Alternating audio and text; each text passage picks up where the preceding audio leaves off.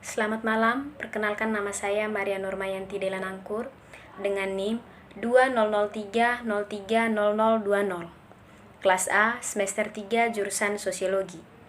Pada kesempatan ini saya akan menjelaskan review dari buku pertama, Metode Penelitian Sosial.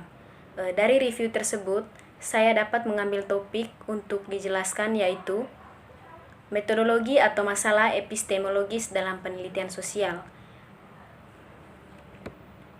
Yang pertama, pengertiannya. Penelitian ialah usaha menarik kesimpulan yang bisa dipercaya kebenarannya, dilakukan secara sadar dan teliti menurut prosedur ilmiah tertentu. Istilah ini mengacu pada hubungan antara orang-orang, kelompok seperti keluarga, institusi, atau lingkungan yang lebih besar. Jadi biasanya yang dijadikan topik dalam penelitian sosial ialah gejala-gejala sosial yang menyangkut individu, atau seperti kepuasan kerja, kelompok, atau seperti kepemimpinan, masyarakat, atau seperti struktur sosial, institusi, atau seperti kultur organisasi, dan lingkungan luas seperti pertumbuhan ekonomi negara. Contoh masalah sosial yang ada di sekitar atau yang baru menjadi berita terhangat atau hot news dapat menjadi sumber masalah penelitian, misalnya adanya perkelahian antara sekolah yang menimbulkan berbagai dampak bagi siswa dan warga sekitar.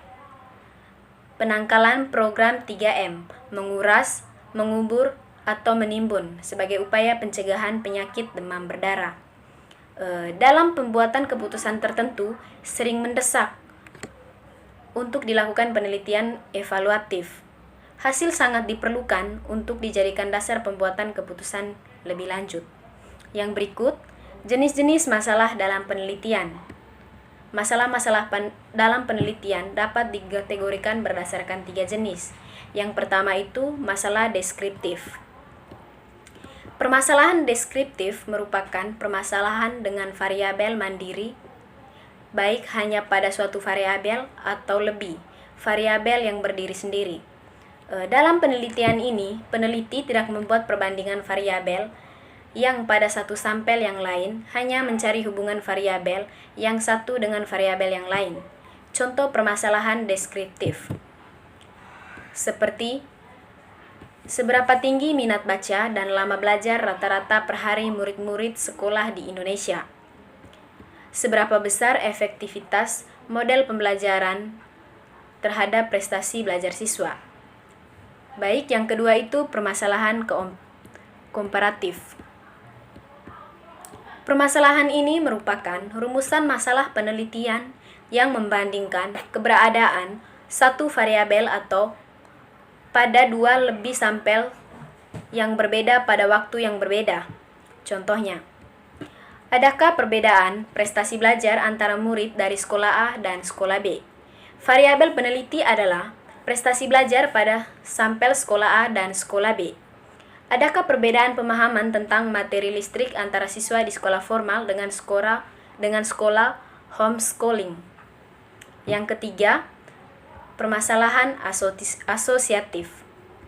Merupakan rumusan masalah penelitian yang bersifat menanyakan hubungan antara dua variabel atau lebih. Terdapat 3 bentuk hubungan, yaitu yang pertama, hubungan simetris. Adalah suatu hubungan antara dua variabel atau lebih yang kebetulan munculnya bersamaan. Contohnya, perumusan masalah adalah sebagai berikut.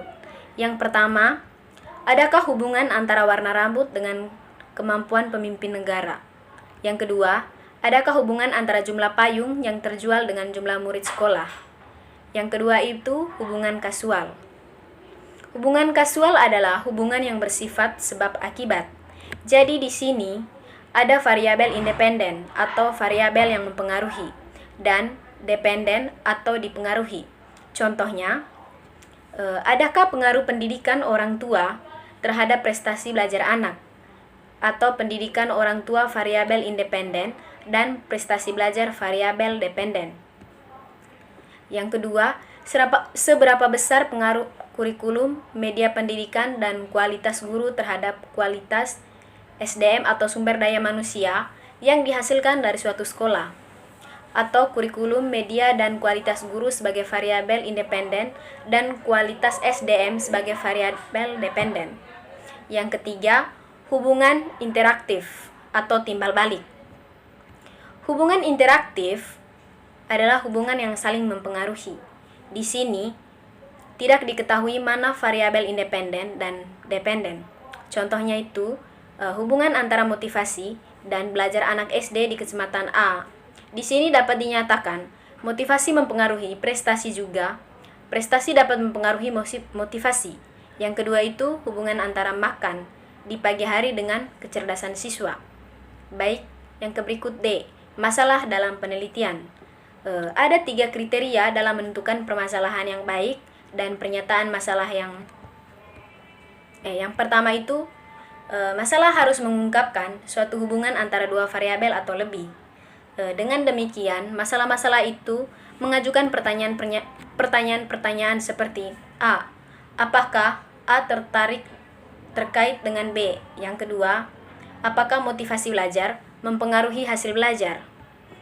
Yang ketiga, masalah harus dinyatakan secara jelas dan tidak ambigu dalam bentuk pertanyaan. Yang ketiga, masalah dan pertanyaan masalah harus dirumuskan dengan cara tertentu yang menyiratkan adanya pengujian empiris. Dan yang bagian ke E, cara mengidentifikasi permasalahan dalam penelitian. Mengidentifikasi masalah penelitian dilakukan untuk menentukan masalah mana yang perlu segera dicari penyelesaiannya. Mengidentifikasi permasalahan-permasalahan dapat dilakukan dengan cara mengelompokkan sekaligus memetakan masalah-masalah tersebut secara sistematis berdasarkan keahlian bidang peneliti. Dalam mengidentifikasi masalah perlu memperhatikan hal-hal seperti berikut. Yang pertama itu esensial. Masalah yang akan diidentifikasi menduduki urutan paling penting di antara masalah-masalah yang ada. Yang kedua itu urgen. Masalah yang akan dipecah mendesak untuk dicari penyelesaiannya.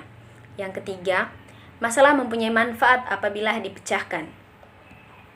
Dalam dunia pendidikan, masalah yang diidentifikasi dapat dikelompokkan menjadi 4, yaitu proses pembelajaran siswa, guru, hasil belajar. Meskipun proses identifikasi masalah sudah ditemukan, ada beberapa hal yang perlu dipertimbangkan sebagai fokus penelitian. Hal-hal yang perlu diperhatikan adalah minat atau motivasi, dorongan peneliti, kemampuan peneliti, lokasi penelitian, sumber, data atau populasi dan sampel, waktu, pendekatan atau metode yang digunakan, buku sumber yang tersedia, etika dan birokrasi. Bila kesemua hal tersebut telah terpenuhi, maka suatu fokus masalah dapat dijadikan sebagai masalah peneliti untuk dicari jawabannya. Baik, itu saja review buku yang dapat saya jelaskan. Semoga yang mendengarkan bisa bermanfaat.